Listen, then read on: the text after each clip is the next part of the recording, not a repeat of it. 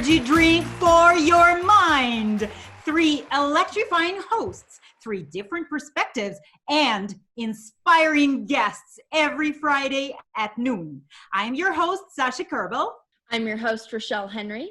And I'm your host, Rico E Anderson. Prepare yourself for 60 minutes of high voltage conversation. And get ready to supercharge your brain. Because it's time for the Lightning Hour! He's an actor, a model, and the founder of a global nutrition organization, Team New Awakening. As an actor, he trained at the prestigious New York Conservatory for Dramatic Arts in New York City. His film and television appearances include ABC's All My Children, MTV's The Big Ten, Fox Searchlight Pictures' 500 Days of Summer, Lifetime's Devious Maids, and numerous leading roles in independent movies and commercials, including Levi's, Samsung, and Miller Beer, and is also in television, music videos, and new media.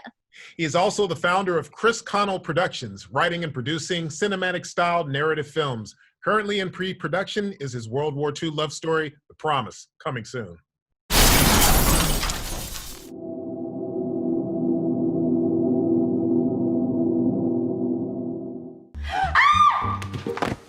Who are you? Jean-Vive de la Tour, you're in my house. No, this is Raina's house. Of course it is. The pink champagne, the only thing better than regular champagne. Hi, Raina. You're back early. Raina, why is there a naked man defiling my silk pillow? But that is my friend. Marshall. I'll take that.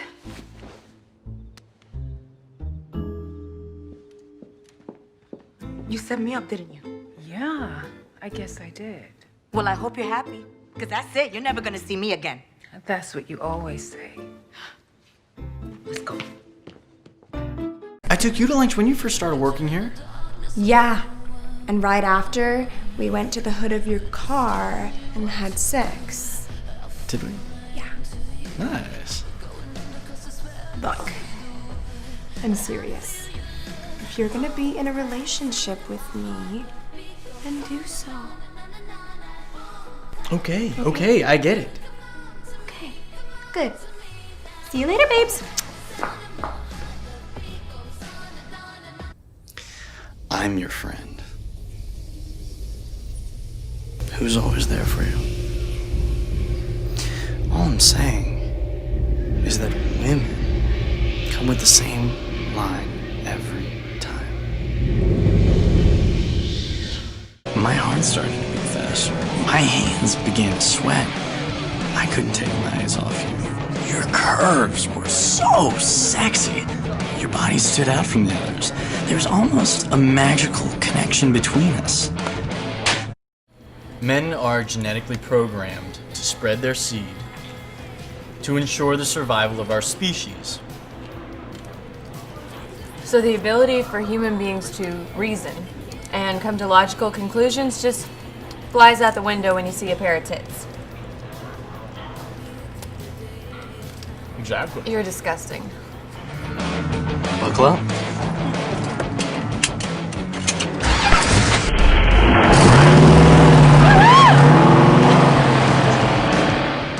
Ladies and gentlemen, please welcome our guest, Chris Connell. Chris Connell, actor, producer, model, and founder of New Team Awakening, is with us today. Hello and welcome to our show. Welcome. What's up? Hey guys, how is everyone today? Doing good. Feeling good. Feeling fine. How are you? I'm on coffee number 2, so you caught me at a good time. Try not to put anybody to sleep. I'm excited to be here. It's wonderful to see you guys once again, my new virtual world friends here. It's an honor. Thank you for having me. Thank you so much. We would really like to start talking to you first about your film, The Promise, which is currently in pre-production. And to our audience, this film is about the story of a World War II Allied fighter pilot whose plane gets rattled by enemy artillery while flying over the South Pacific, which then forces him to crash land onto Japanese-occupied territory. What inspired you to write this? I'll tell you the truth. This past winter, I met a girl. She actually is in Toronto, Canada. Now I'm in Los Angeles, a little far away, but we met online, not looking for it, but we just carried a conversation, which I fell in love with this girl, literally. And I had to see her. And I went to Toronto and I stayed for several weeks, and it was like the time of our lives. It was a perfect match. She was everything and more. And I was flying back and I literally just broke out my notepad and I didn't know what I was going to do with it, but I was like, I have to write this feeling down. And I started writing this little love story and it just started to develop. And then the next thing you know, I said, well, I really love the war genre and I love period pieces. You know what I'll do? I'll say, World War II, and this guy, he's on a mission, but he runs into some problems, and now he fell in love, and he's trying to get back to the love of his life. And it all just kind of just came up out of thin air, but it was what I was experiencing organically, and I just started to write it down, having no idea that I was going to put it together at all. In fact, I thought at the very best, you know what, maybe I could put together a little photo shoot that encompasses this idea. You know, I'll get a guy in uniform and maybe a plane in the background. And then who knows, maybe we could get a female to come in and play the character. But all of a sudden I said, well, no, if we're going to do that, let's just get a scene out of the deal. I'm an actor. This is silly. Let's make a scene. And then I wrote this really fun scene that ultimately was the ending of the movie, this big, heroic, cheerful ending. And then I said, well, wait a minute, what happens before this moment? And I said, why don't we just write like one more scene? I'll put one more scene in, I'll plug it in. It'll be 2 good scenes, which of course turned to 3. And then I said, all right, hold on. So now I kind of have a beginning and a middle and an end here, which is great. And these characters are starting to evolve. But there's a couple questions I still have about them. I'll just plug in a couple more scenes to fill those questions.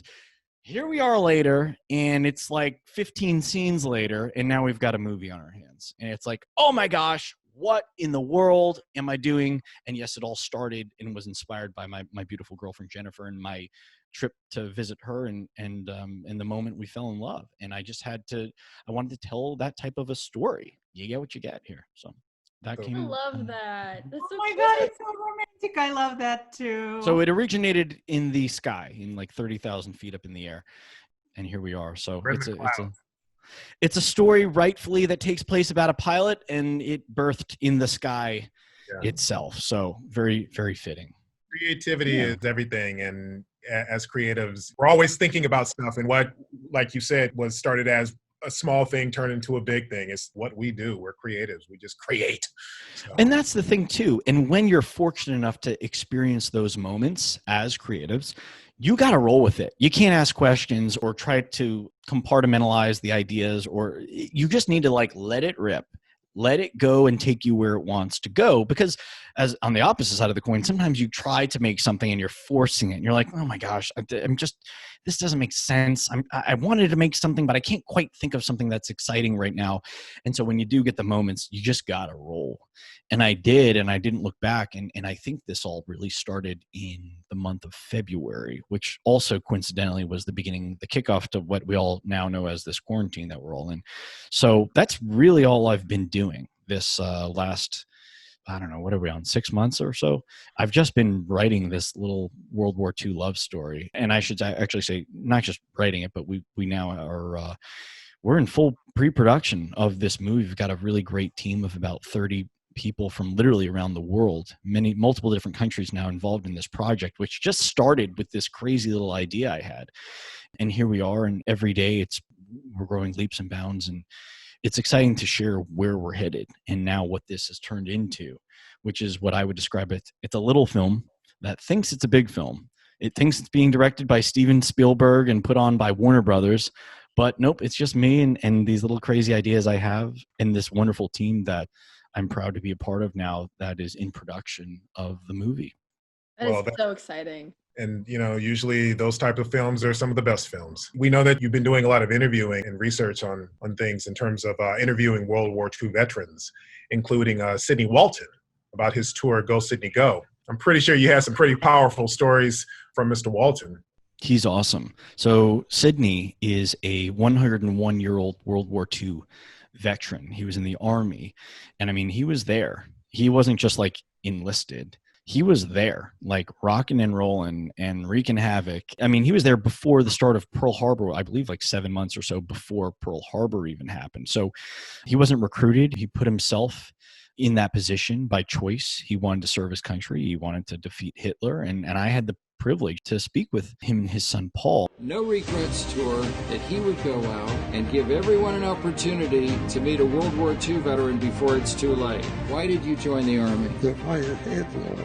Dad fought in World War II, and I always say he was one ricochet away from me not even being here on this planet.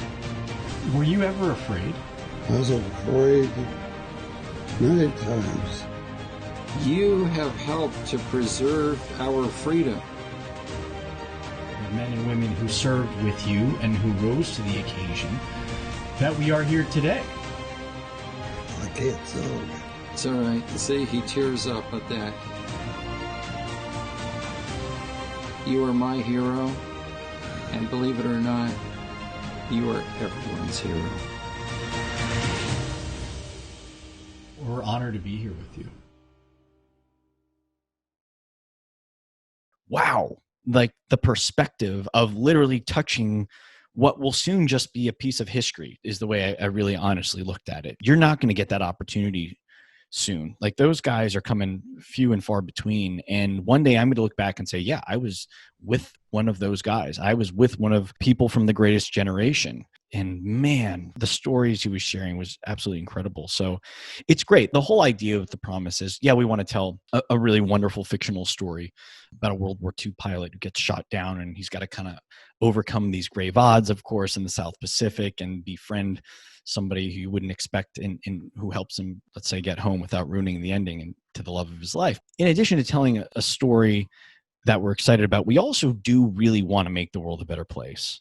And we want to give back. And we are, of course, donating proceeds to veterans associations that we've partnered with.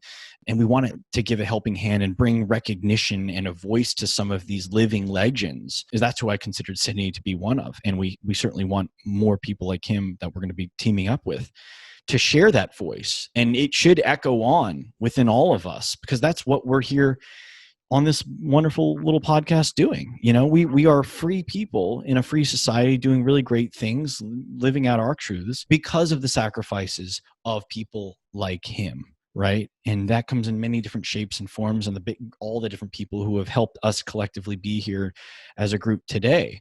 And more than ever, we really need more voices like that. We need those types of messages right now in our society, and we need things that unite us, positive things and stories of heroism, but sacrifice, and that brings us together here.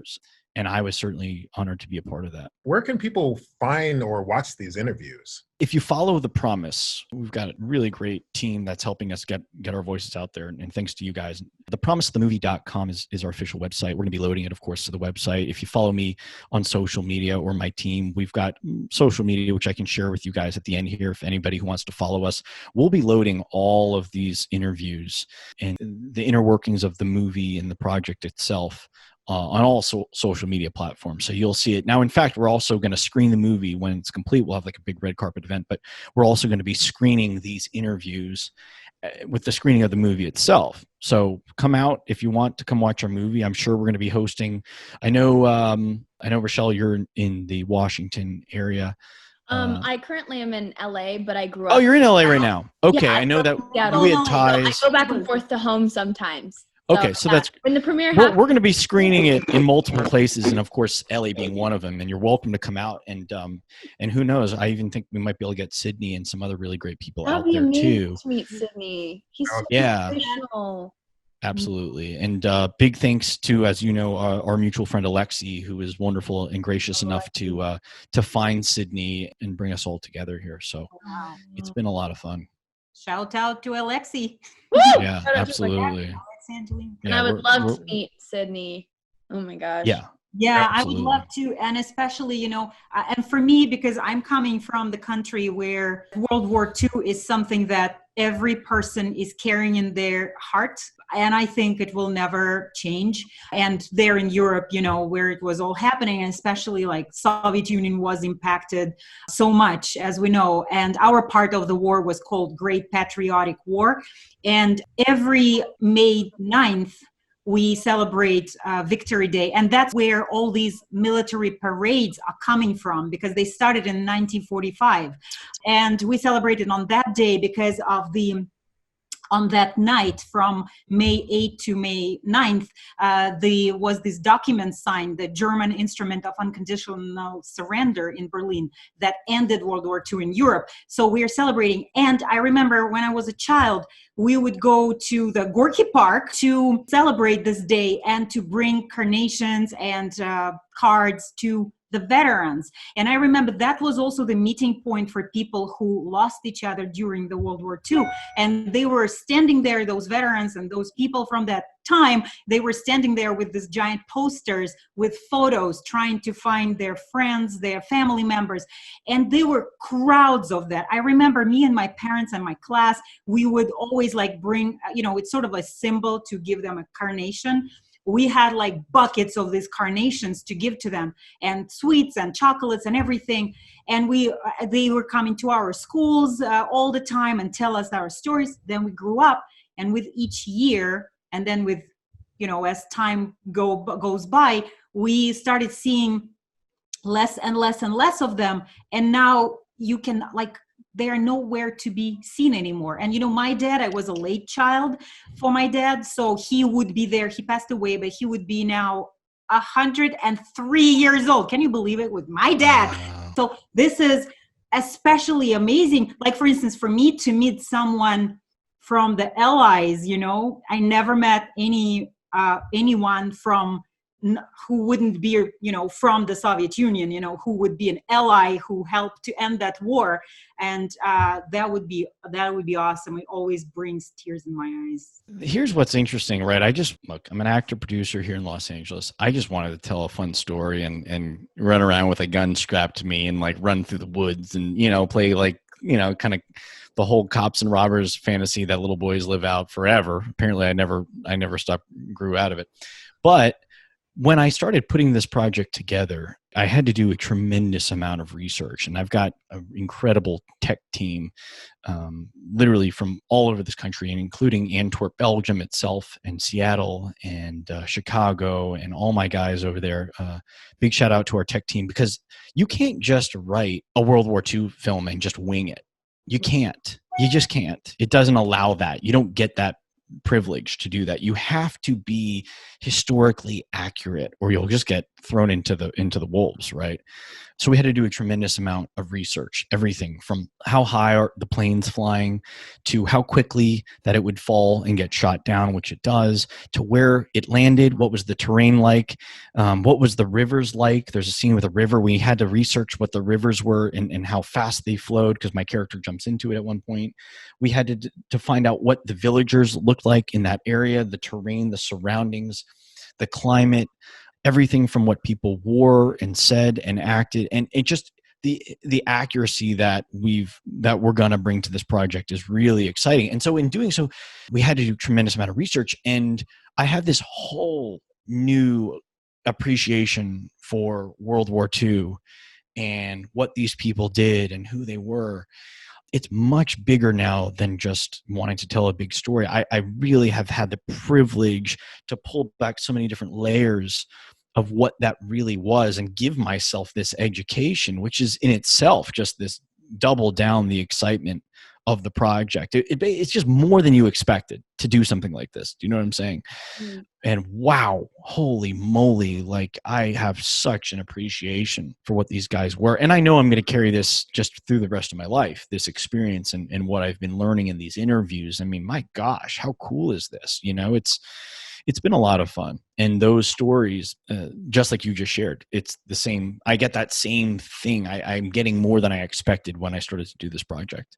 Also, the film, The Promise, is the first film, as we understood, for you as a producer. It's the first film that I would say I was the creator of. I've produced before. I have produced films, but I wasn't they didn't originate from here. This is the first one where it was really homegrown within me.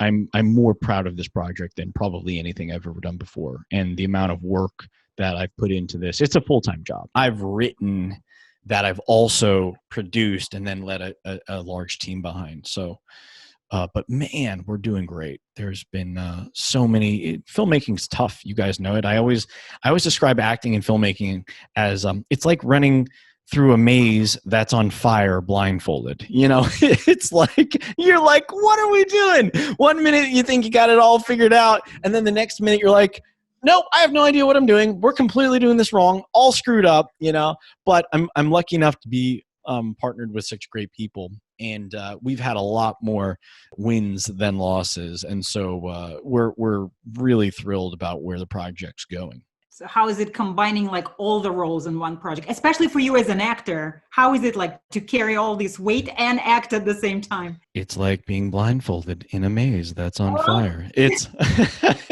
you just, so you're right. I'm the lead actor in this project as well, and I'm also the producer, and I'm also the writer, and so you just kind of jump around. I would imagine it's kind of like a parent who has like 6 kids, where you're just jumping from one to the next, and soccer practice here, then lunch made for this guy here, and then drop her off to school here, and it's just, you're just going around, and no matter how much you do, there's just, you're never done. It just keeps going. But I'll tell you what, man, it is so rewarding too at the same time. When you do that, there is a level of pride that it, even as an actor, it's like, you know, I'm proud of what I do in the films I make as an actor, but there is something very cool about just having an idea that came, I mean, it was just an idea at one point, and now you're watching it happen. I don't know if you guys have had an opportunity to listen to any of the original scores that were written for this movie.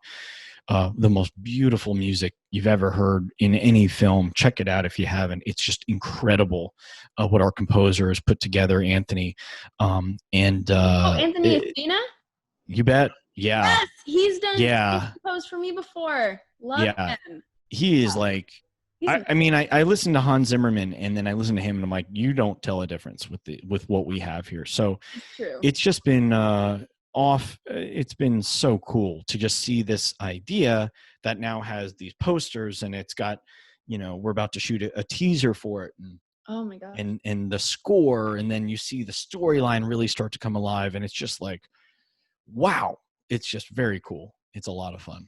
Having the multiple jobs on a set, like when it's your vision, telling it, because I, along with being an actor, I also write, direct, and produce, and, you know, multiple different projects I've done with my company have been, you know, like different roles throughout. It really is like juggling different things, and it is a lot of mental gymnastics, but then when you're putting it together and watching it, and it's so exciting seeing something that you made, your vision, just there.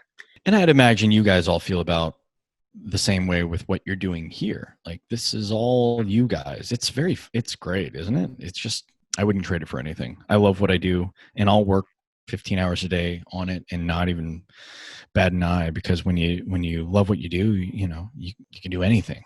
Well, that's the beautiful part of this business. There's so many different hats you can wear, and the entertainment industry is not just centered toward acting. It's directing, it's producing, it's scoring, it's all sorts of different things, and we can all say we are in the industry, which is can't do that in all industries. So we're very blessed to have that. Well, and then it's the friendships you make too along the way, right? I'm not gonna lie, like that's just a perk of what we do, and I get to meet people like you guys and connect with my team and otherwise. You know what I always loved? I always grew up a sports guy. Believe it or not, I didn't even tiptoe into theater or acting or any of that stuff until high school. Sports was just my world. I played soccer, I played baseball, you know, blah, blah, blah, all day, night and day. And I missed that team spirit. Like, I needed that. And then, because what happens is you go to college and then you become an adult and then you go out in the real world. And it's like you're missing that unless you're playing like pro sports or something. For the most part, I think I just missed having a team. And I love that about this industry. And in this case, this project is as I'm back on a team again, and that's everything. I love that. I need that in my life. And, you know, being in LA can be, especially when you're from the East Coast, I'm very far away from my, you know, friends and family. And, you know, you're out here and it's nice to have that family dynamic again. You feel like you're connected with people. You become friends with them. It's a wonderful, what we do takes us so many places. You've also been on a series that has been out there for 40 years, from 1970 to 2011, All My Children. How was that, getting to join such an established, famous series And what was that like for you as an actor to be on a soap opera? It was a lot of fun. So those were my first days ever being on like a professional set and seeing people that some people would recognize and walking around like, is that? Yes, it is. Holy cow. And it's a lot of fun. It's a great training ground for any actor. It's taped in a nice, cool indoor studio in New York. So it's an easy thing to shoot relatively. I know it moves quickly, but it's nice to be in a controlled environment on a set. And we shot those, All My Children in New York, which was loads of fun. Of course, everybody's just shirtless on there, and that was no exception for myself. So, you know, every scene you're walking around holding one of those really oddly colored drinks that's supposed to mimic like a cocktail, and you're walking around in a bathing suit, and you're just like, you know, cruising around like, what's up? You know, what's up? You know, it's like, all right, what drama can we now bring to the table? Of course, everyone's sexy on set, what they're doing, right? That's soap operas for you. But yeah, man, it ran for holy smokes, for 40 years or so. If it's, gosh, something like that. I mean, those are, you know, that's like, it's a classic American staple, you know, All My Children, who everyone's mom probably watched All My Children. And it's crazy too, because they have like this odd, their following is like, those people are diehards. When you watch, you don't skip a beat. Those people know everything every day at that time, right? You remember, it's like they don't miss anything. They're diehards. I still get messages from some of those people. Yeah, it was a great experience. Nice way to kind of tiptoe onto the scene here as an actor. I've actually had a lot of fun. I was actually on a more recent daytime drama too, one called Devious Maids, for any of the Devious Maids fans out there. Eva Longoria produced that, which was a lot of fun. Same thing, shirtless. In fact, I didn't even have pants on technically on that one, as I recall. It's more you're just walking around naked on a set for the most part, and you're caught, you know, and let the drama rip, you know. So, you know. So Susan Lucci, by the way, ironically, was on both of those, All My Children and Devious Maids. And of course, I did scenes with her on both, believe it or not. That's just a little piece of ironic history for fun fact. I did scenes with her on both shows. It's like, oh yeah, hey, there you are again. We're on a different show, but hey, good to see you again. You know, kind of a fun little experience for all my diehard children, All My Children and Devious Maids diehard fans out there. And playing an unforgettable type of part like what you did in Devious Maids, I'm sure it was, I don't know. How was that in general? I mean, it's obviously a lot like soap operas, but it could also be very like, I got to do what? I got to wear what? I got to not wear what? Yeah. You know? Oh, there was nothing, guys. There was a girl who was probably a little girl next to me on set who just stood there with my slippers and a robe. And when they said cut, I would just race over there borderline completely naked. You're not wearing much. Let's just say what you picture it to be, it is, okay? I'll just put it that way. And so, of course, they grab a little robe at the end of it. But on those sets, I'm sure they were used to that, honestly. It's just hey, man, it's another day in the life of what we do. You're running around naked on a set. That's my job now. That's what I do. So anyway, I'm playing a character, though, quite the opposite, more of a pilot in this latest project. And so yeah, just you might be one of the last few projects anybody sees me with longer hair on. I'm gonna have to go ahead and buzz it all off here soon. So if we do a little follow-up podcast one day, I'll look completely different. I'll look like a military guy here, but hey, that's my life, you know. I might be up there right there with you, because right now this is pretty much quarantine hair, but I'd book something that will hopefully be shooting around August or so. And yeah, same thing. And it looks good. You rock it well. It's a good look. Thank you. I'm hating the fact that I might have to cut it, but you know, for the role, I'm loving it also. But hey, it's all good. It's hair. It's what you do. It's what you got to do. It just comes with it, right? You know, I was cast in one movie, and I thought that because of the description of the events and of the character, I was sure that I will be asked to shave my head. And I was like, I usually wear my hair long. I was like, I was so excited. My friends couldn't understand me. Why are you so excited? Because I got to do something fun, like shave my head. You know, I would not do it in real life, but for the role. It's funny, right? When you're an actor, you just kind of throw yourself towards that more, right? It's like, oh, okay, it's for a role. Oh, no, I'll totally do it. I'll get a tattoo right on my forehead. It's just, that's, it's funny how we just kind of submit to whatever they want. Yeah, whatever you want to do, let's just do it. Throw me in the tub of goo. Sure. That sounds great. I'm up for it. Dip me in an ice bath. Sure. Absolutely. Man, I've done a lot of different things. And sometimes being uncomfortable on a set or is just comes with the territory. My last film that I did, I shot a World War II film that's going to be coming out later this year. And I remember we were freezing to death on set. My toes were absolutely numb. And I don't know how it didn't read on camera, but I was like dying inside. And just when they said cut, you'd run to a heater. And, the glory days. It's amazing with our career that we get to play multiple different careers. We get to be a doctor one day. I just recently played a goth girl, and then one of my next roles, I'm playing Calamity Jane. So it's, you're always switching what you're playing. You get to do new things. One role I got to be 40 feet in the air and got to be dropped. Another getting to ride a Warlander horse. You never know. It's just part of our job to do new and different things. In real life, I am not like quite a horse person. I'm afraid of horses because they are moving as opposed to the car. But I had to film something, like to be in film on the horse. I was riding it. I didn't feel any fear. As soon as it ended, I was like, oh, take me out of, take me away from that animal. So that's another magic of being an actor, to embrace challenge. Our guest today is actor, producer, model, and a founder of New Team Awakening, Chris Connell. This is the Lightning Hour with Rico, Rachelle, and Sasha. What's your name again? Mary. Hey, that's cool. What's that? Oh, it's my Galaxy tab. No big deal. I gotta go. Sorry. Oh, well, nice meeting you, Mary. Mind if we join you guys? Sure. So what he's saying is, we'll be right back. Man up, because if you're drinking a light beer without great Pilsner taste, 2 Miller Lights, please. You're missing the point of drinking beer. Here you go, girls. Mind if we join you? They're with us. Grab a triple hops brewed Miller Lite. Taste greatness. Let me tell you all about my life. Grab a seat, get strapped in tight. You may have heard about an earthquake ride, but these ones have a deep inside. It's 2010. This is the year we make contact. But you don't know my name. If it's a big Hawaiian piled high with goodness, it's gotta be the Maui Zowie. Crisp bacon, tender ham, fresh pineapple.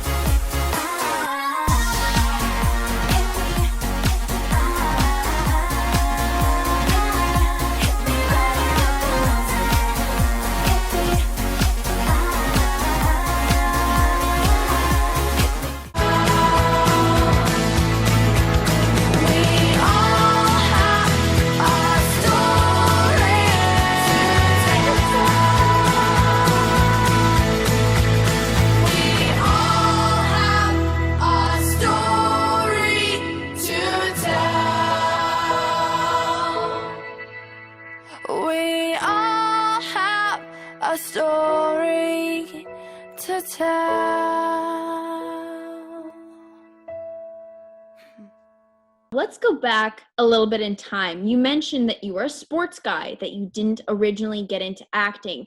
I'm curious, how did you become an actor? That's a great question, and I've been asked it, I don't know, maybe 100 times. I have no idea. I have no idea. I didn't have family or friends or anybody that did it. Nobody inspired me or suggested it. I don't know why, and I don't know where it is. I'm hoping I can one day have an answer to that question. It makes no sense to me. I don't, you know what it is? I really appreciate communicating. I love communicating. And that's a really weird thing. You probably don't hear many people say, but it's weird. I enjoy it. I like quality communication. I also love challenges and I love being creative. And I think I just took all those things and once again, I kind of rolled them up into a little ball and then out came acting and this idea of it, which it looked cool at the time. I had a lot of people who, you know, I would watch in movies and I said, my God, that guy's getting paid to do that. I'm going to do that. That's awesome. Heck yeah. I can jump from a truck that's moving, I think just, it looked like a challenge. It looked like excitement. It looked like communication. I think movies and films are not just entertaining, though. I think they bring so many little life lessons, right? We all watch movies, and every movie has a message behind it or something that we can learn from or grow from. And I always respected that too. I'm the kind of guy that if I had the opportunity to try to climb Mount Everest, I probably would take it because of the sheer challenge of it. I don't like things that are very attainable. I'd rather be clawing at something that doesn't seem to have an end. And what I love about acting is there's not really an end to it. You can always improve. You can always get better.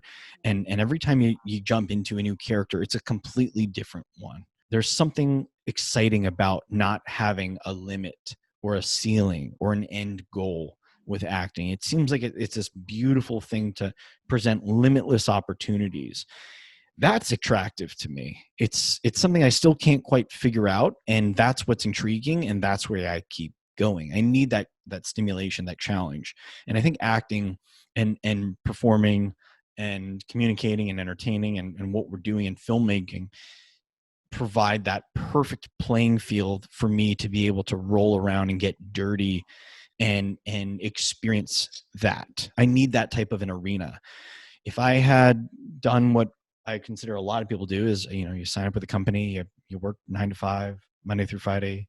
At a certain point, you make a certain amount of money. And then when you get a promotion, you get to that. And then one day you wake up, you're like 65 and then you can retire. It's like, it's too mapped out for me. It's like, I already know the limits, and I don't like that, because then I already project forward and I think, okay, I already know where I'm going to be. My life is already over.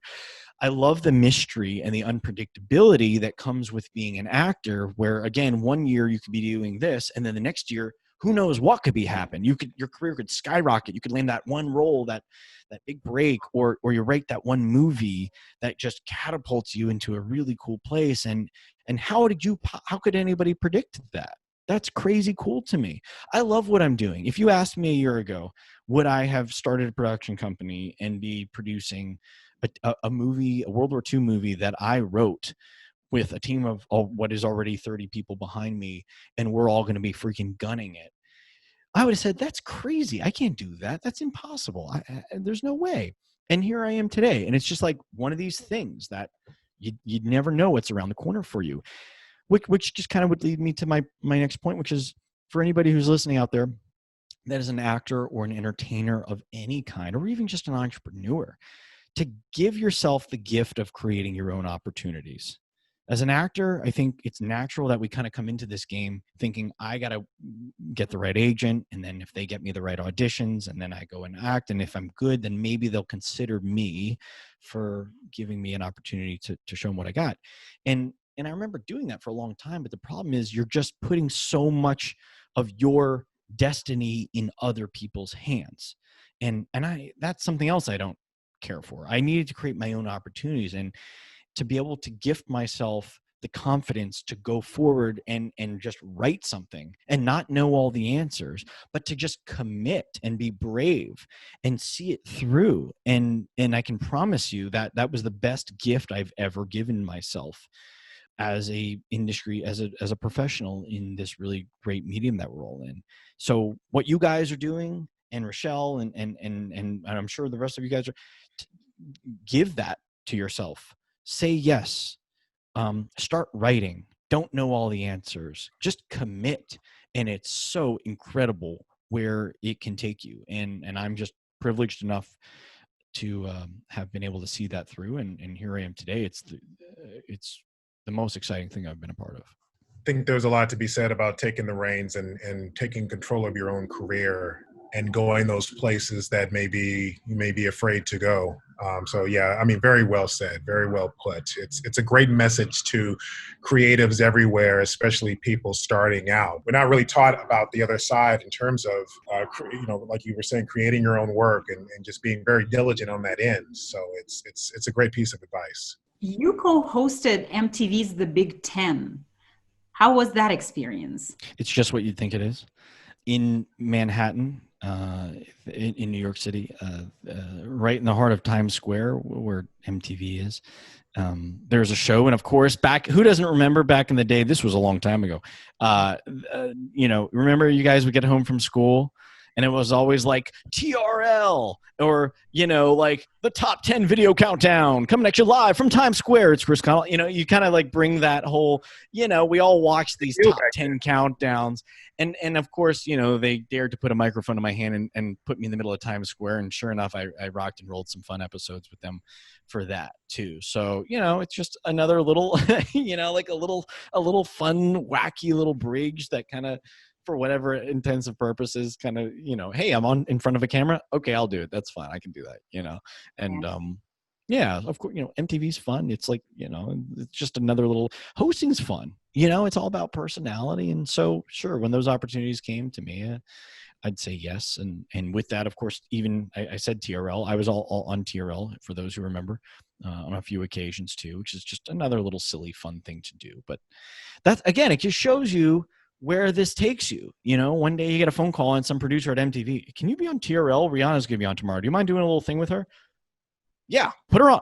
I'll be there. What do you want? Yeah. It's just like, where else do you get that type of a call? And that was a long time ago, but hey, it's all fun. It's all kind of going in the same direction. I want to just be out there and exploring the world. And that was a fun little way to do it. Yeah, and MTV is fun. I used to work with them for years, and also I used to briefly host evenings on MTV Russia. That was quite an experience too. Do you know who Rita Dakota is? No.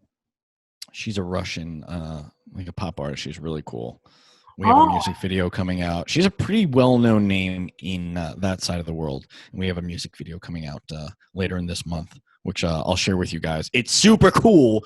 We're out in the desert, really cool, muscle cars, fire everywhere, pyrotechnics, and I play her love interest. But for some people might know who that is if you look her up. Rita Dakota, very talented artist, musician, in a very successful band in Russia. Wow. And I don't know, I took a stab, maybe you knew her, but keep your eyes open for that. That'll be a really cool video. Absolutely. Music videos are cool. Yeah. They're always cool. They need to make more of a comeback. I know. Backseat in a lot of cases.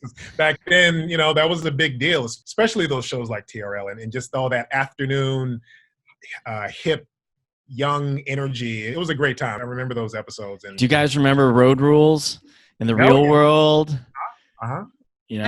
That was fun. I wasn't on those. I'm just saying. I'm just saying. We all kind of just came home and did the same thing, didn't we? Now I know for you, there's a lot of versatility because you play a lot of sports. And I know that let's go down the list here. Soccer, baseball, snow skiing, and of course, like weightlifting, things like that. And you're also a personal trainer, if I'm not mistaken, and a lifeguard. So yeah, well, I was at one point. I was those things. Yeah, I was actually a trainer for many years here in Los Angeles, and it's kind of a good little job if you're an actor who doesn't just want to be a bartender. It's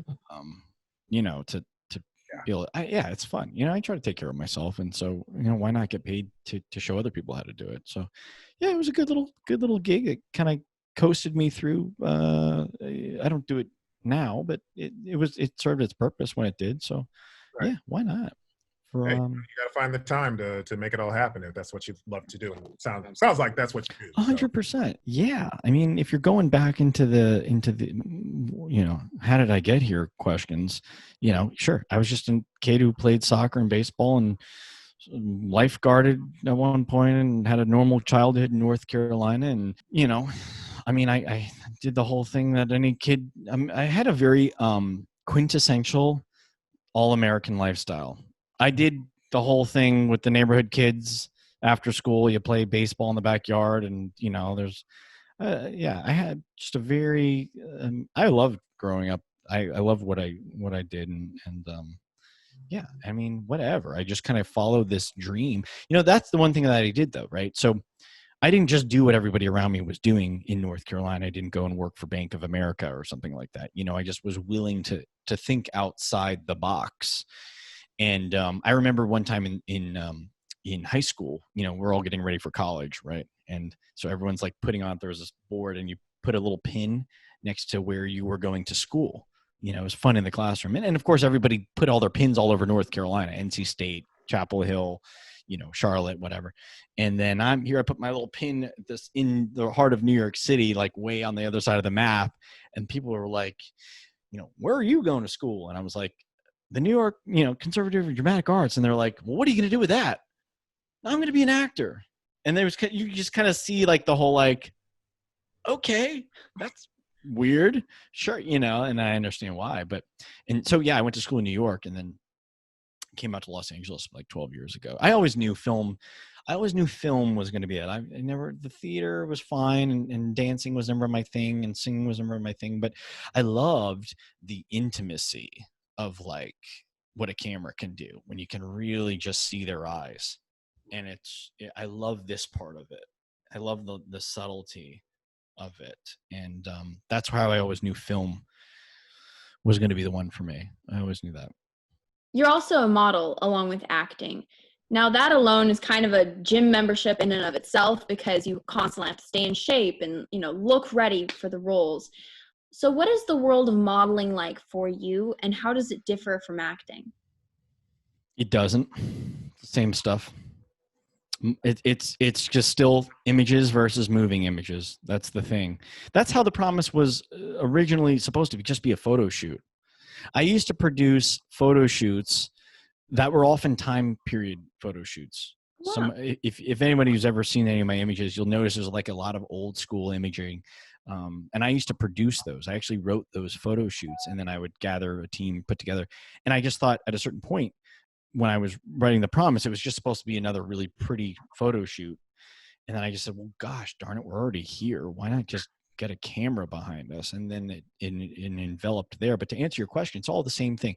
It's just about being present, having a character, committing to it, having something to share with your audience. It's all the same stuff. And if modeling, and I don't consider myself to be a model by any, I've done quite a bit of it, but I think it's one of those things, like I try to act like it's not what it is. But I'm a model. I'm an actor. I'm not a model. But I do model. So it's all the same. All the same. It's just fun being a character in still photography as opposed to movie. It's all the same. Same thing. Yes, I know there's going to be actors out there that are going to be like, hey, wait a minute. No, it is not. There's a lot more. And there is to being an actor. But at the end of the day, you're still playing a character. You're on camera. And I thought it was a very easy thing to do together with acting. And why not? If you can, you know, help get some really fun images out of the deal and sometimes a little bit of money, then why not? Yeah, I'll do a shoot for sure. Let's talk about something near and dear to your heart, New Team Awakening. Can you describe it and what made you want to launch the program? So I started this is a good question. You guys did your research.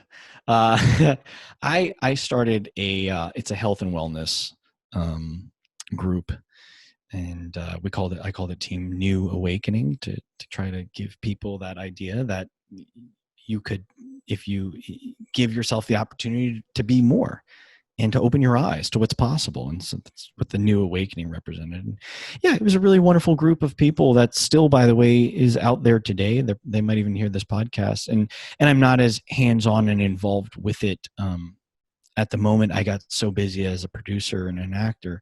But again, kind of like the way personal training was for me, it was this wonderful opportunity to do something positive, but also to create my own schedule and create a really positive group of people that wanted to better themselves and their lives and their bodies and their nutrition and their fitness and all those things. It's just another wonderful medium that can bring people together. And I've made so many friendships from around the world again through that. And yeah, it's just another little alter ego of me and some of the things that I've done. And I still have a running business doing that. So again, if we were listening, a lot of actors might be listening to this or entertainers. So one of the big secrets here, when you come out, especially to a big city like Los Angeles from wherever, is that you want to be an actor, but you also have to create a lifestyle that supports that, right? You don't want to be the guy who comes out here and you get to Friday night and you're so exhausted, and you look back at the rest of your week and you've done nothing for yourself as an actor because your job was consuming so much of your time and energy, right? You've got to still have a flexibility as an actor. And that's why you get so many people that do bartending jobs or stuff where you're working at night, right? That's kind of the actor's lifestyle. You always got to be available because your phone might ring and you got to call an audition the next day and you got to be available for it. So for me, by starting a health and wellness organization meant that I could create that type of financial freedom for myself, which I still have today now. And that's why I can be as dedicated and present as a producer or an actor. And I can give to these things and be creative and not have to stress about what amount of money that I'm getting paid in that moment for pursuing those creative endeavors, which, as you guys probably are well aware, as many actors are, you don't always get paid, for your time and what you believe, what you deserve, especially at the beginning. It's just, a lot of what we do is we're led by our passion for what we do, and the financing has to kind of follow somewhere after, and we have to figure it out. So to give yourself that gift and create those opportunities for yourselves and find ways to building income that is, let's just say, less than traditional, is critical for all of us. And I found a few ways to do that now, and I'm very fortunate at this stage in my career to be as flexible as I am, and I'm very much I'm not dependent of stuff like that. Does that make sense? As a fellow artist in the entertainment industry, how has it been for you in relation to most things that are shut down now due to COVID-19? How are you coping? Yeah, well, you're looking at it. I'm on calls like this regularly with my team, thanks to things like Zoom and all the wonderful achievements and technology and where we are. It's a very different world, Rico, as you know, from even 10 years ago. Completely different playing field. Acting now can be done online, taped recordings and auditions. And so just the same, I can work and network with a team from anywhere in the world, much like you guys, with thanks to this virtual world. So for me, and the fact that this project has been in, let's say, in development and or pre-production up to this point, it's essentially not slowed us down one bit in producing the movie. It's been honestly a better time than ever. In fact, I think it's almost sometimes in a way easier because more, like you guys were saying, more people have time now. They're, to give fully to this project. It's really cool. Whereas in the past, this might have been a bit more challenging, working around so many different people's schedules and their jobs. And right, so if there's a silver lining to all of this, so many people have more time, and ultimately I'm an opportunist. And so I look at it as just saying, look, this is a better time than ever. So it hasn't slowed us down. And if anything, it actually has helped propel the growth that my team and I have made with the project. It definitely keeps our attention. It keeps our focus a lot more, for sure. This time is giving us ways to create, make new things, pursue those projects we wanted to make, work on other things that we didn't normally have time for. So I think that this has actually been a blessing in some ways, getting to create things and having those opportunities that we wouldn't have had if this hadn't happened. So the optimistic silver lining to some of it, definitely. It forces you to think outside the box. It just does. It really does. It's really a gift. I always say that the steel made with the hottest fire is the strongest steel, right? You need these challenges to build these bridges to things you otherwise wouldn't have done, and I can't speak to your guys' podcast and what you're doing here, but, would it exist if it wasn't for this pandemic? Would things be different? It's just a gift to all of us here sometimes. And it just really comes down to, this will be what you make it. And I just don't go down without swinging. And I look for opportunities. And if there's not one visible, I create one. That's just pure and simple. That's what I do as a filmmaker, and the way I've led my career. And there's always an option, right? Every problem has a solution, pure and simple. Know that forever and ever and ever. So whenever something comes as your way, there's something else I used to say. It's every problem is just an opportunity in disguise. And that's just the truth. It really is. So the way I look at it is we've just been blessed with a lot of opportunity. And now here we are making it happen. How cool is that? You know? So we're going to just be another success story. You guys, myself, what we're doing now, we're going to look back and say, my gosh, if it wasn't for the world kind of slowing down and stopping and giving us this window, who knows if it ever may have happened. Exactly. I love that idea. Love that mindset. I love it. Our guest today is Chris Connell, actor, producer, model, and founder of Team New Awakening. Now it is time for our literal commercial break. Let's take a look at one of Chris's commercials.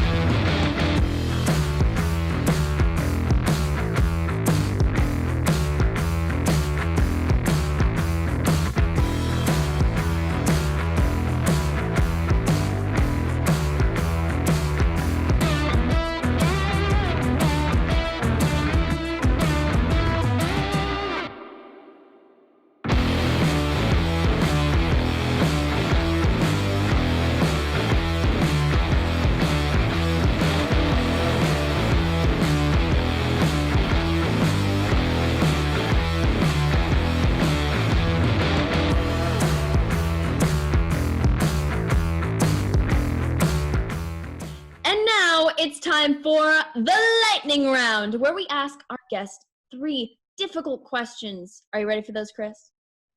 Oh my gosh, now I'm nervous. Bring it on. Here we go. Are there any sports that you haven't tried but would still like to?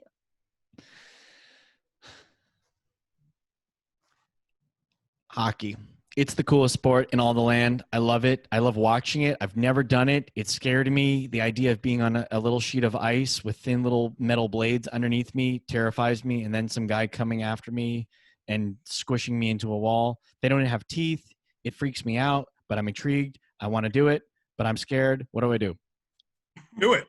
You play a hockey player in the movie, and then you will have to do it. So that's the solution, right? See, this is called outside the box thinking. She says, I have a solution to your problem. You can just play one. You don't even have to really do it. All right, the next hockey movie, we're going to bring you in. It was your idea. Good idea. I'll play a hockey player in my next film. Oh, perfect. Love it. Person without teeth, though. Somebody's got to. They don't have teeth. That's the problem. You got to lose your teeth if you do that. It's a big commitment, but hey, I'm an actor. I'll do what I got. Exactly. Actor. Yeah, actor's life. Hashtag actor's life. Hashtag no teeth. And that too. All right. Question 2. On the days off, vegging out in front of the TV or outdoors activities? Definitely outdoors. First of all, I don't get days off. I don't do that. I don't believe in days off. But in this mysterious, magical world that you are presenting me with, what one would deem a day off, I would totally be outside. I'm in Southern California, man. I'm on a hike. I'm out at the beach. I'm not surfing because I'm scared again, the sharks. I don't trust them. But I'm doing outside things, of course, all day. I need that sunlight. You gotta get outside. I spend enough time behind my computer. I want to be outside all day, every day. Yeah, right. That's my world. If you were a car, what kind of car would you be? I'd be a 1969 Camaro Super Sport, all black, racing wheels, easily. Or, I've got a runner-up. This is how much I like the question. I'd be a 1967 Shelby Mustang GT. That is my boyfriend's favorite car. It's mine too. It's a wonderful little thing that I would just nestle up to. It's a Mustang, yep. Shelby GT 500. It's a Mustang Cobra, and it's just like maybe a silver, with racing stripes, side exhaust. Mm-hmm. That's it, man. That's where I want to be. I want to find one of those, nestle up next to it, sleep in it, maybe be buried in it. It sounds awesome. 1967 and 1969, they made some. Yeah. That was the time. I'm all about the American muscle cars. I love that. I love the sound of it, the ruggedness of it. It's not pretty, and I love that. It's very much like my personality. I love,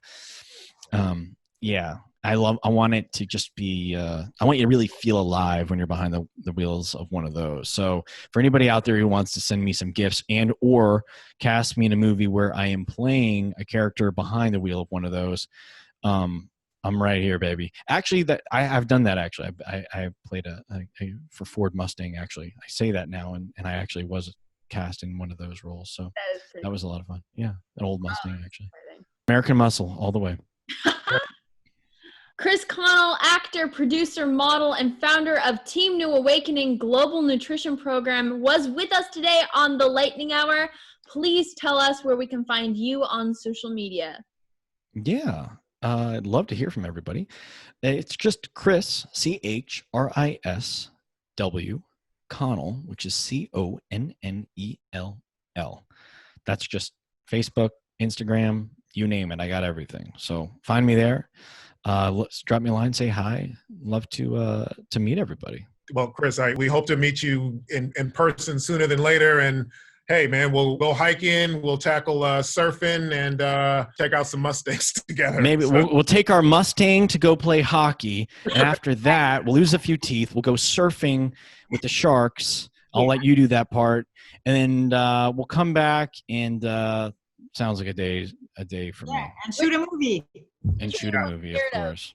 Surfing where there's sharks, or hockey and losing your teeth.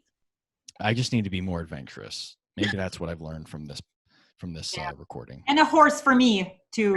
And we got to get a horse for you. Right.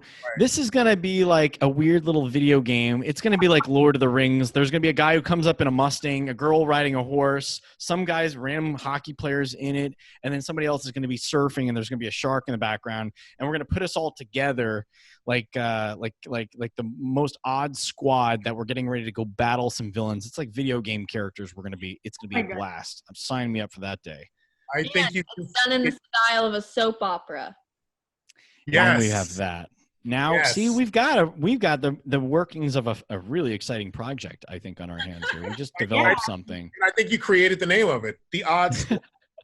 The Odd Squad. There it is. That's the next movie coming this summer. Exactly. Please, investors, you know where to find us. We're all here. We got everything. The premise. We've got everything we need. I think we're good. I think we're set. So we just need to. This is a good time to start creating it. So let's see what happens. The magic of quarantine. There you go. Anything's on the table.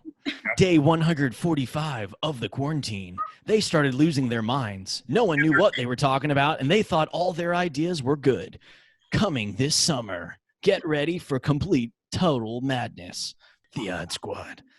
Well, you guys thank are you so great. much for being on the show. We loved having you. Everyone, this was Chris Connell.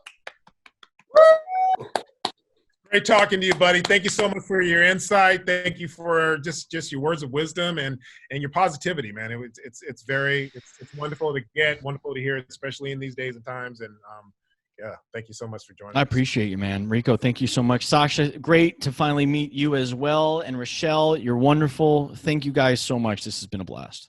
Thank you. Thank you so much. We'll see you at the Promise premiere. Yes. Oh my God. I'll keep you guys posted. Trust me. It'll be awesome. All right. Bye. Bye. Bye, guys. This was the Lightning Hour. I'm Sasha Kerbel. I'm Rachelle Henry. And I'm Rico E Anderson. Don't forget to support us by giving this video a like, subscribe to our YouTube channel, and click that little bell sign so you'd get notifications when we post new videos. Follow us on social media to learn more about the Lightning Hour and us, your hosts, as well as get more information on our guests. You can find all those links in the description below. And don't forget to post your questions for us in the comment section below, as well as on Facebook, Twitter, and Instagram. We'll be answering those questions on future shows. Thanks so much for watching, and we'll see you next Friday, same time, same place. Have a great weekend, everybody. Bye. Bye. Yeah.